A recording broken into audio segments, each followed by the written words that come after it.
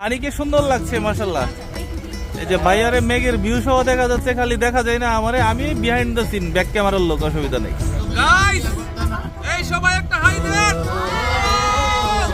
আমাদের গাড়ির ভিডিও অসাধারণ আসতেছে। তন্নি বাবির এলা রাখতেছে একবারে রবীন্দ্র কন্যার মতন, একবারে বলে না এই তন্নি বাবির ডেডিকেশনে আমি একটা গান গেলাম উনি।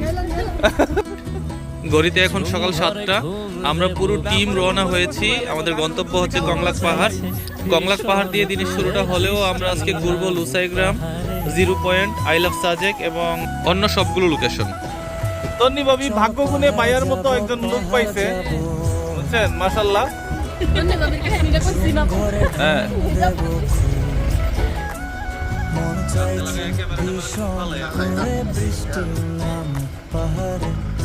গাইস আমাদের ভিডিও চলে।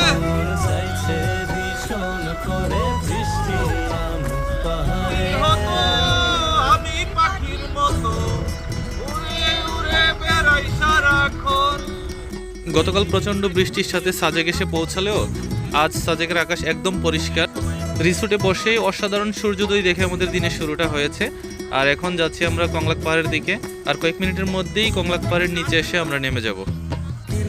এই যে আমাদের গাইজ বন্ধুরা এখন লাঠি ভাড়া করছে কংলাকে ওঠার জন্য, যদিও লাঠি টাঠি কিছু লাগে না।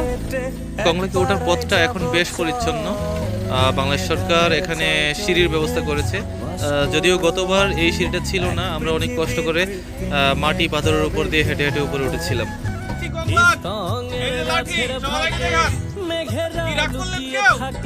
দেখছেন আমরা জামাই বুঝিয়ানো যাইয়ানো আমরা বন্ধু বান্ধব ভাই ব্রাদার যা আছে কিচ্ছুর অভাব নাই। এগিয়ে চলছে আমাদের অভিযাত্রী দল। আমাদের দলের নেতৃত্বে কে আছেন? ব্যাপারীর বউ কই আর ব্যাপারী কই? আরে ক্যাপটা অস্থির কালার।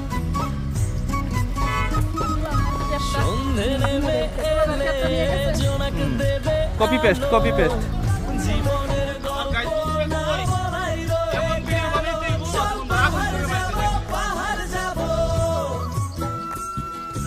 একজন একজন করে যান, ক্যামেরা লড়লে জরিমানা দিবেন।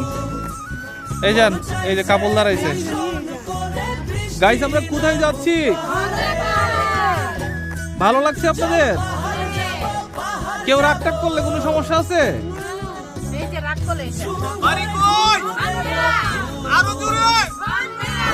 বন্ধুরা কংলাকে ওঠার সময় আমাদের বাংলাদেশ ভিউটা দেখেন কি চমৎকার। আর এদিকে আমাদের টিম এই যে কংলাকে উঠছে, সবাই চলে আসেন।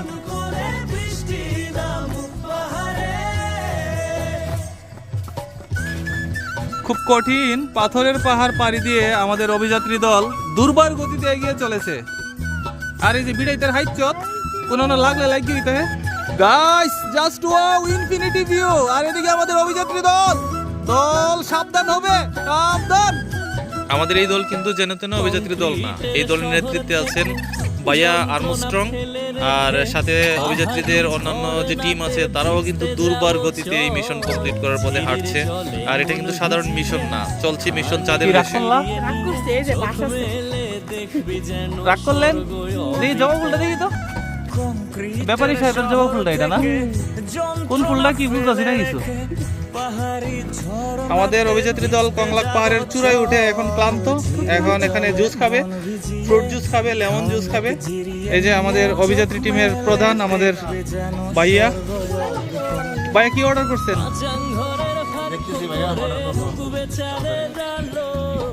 পানি খাইলে চলবে নাকি ভিটামিন খাইতে হবে? শক্তির ভিটামিন।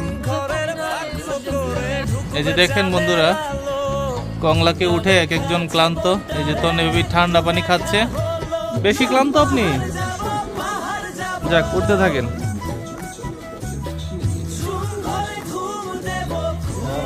আদিবাসীদের জুমের ফসল দেখা যাচ্ছে এখানে। আমার কাছে কংলাক পাহাড়ে এই জায়গাটাতে এখন যেখানে আছে এখানে উঠার পরে ভালো লাগে, একটু শান্তি শান্তি লাগে। ট্রেকিং এখন শেষ প্রান্তে। এক একজনের অবস্থা দেখেন।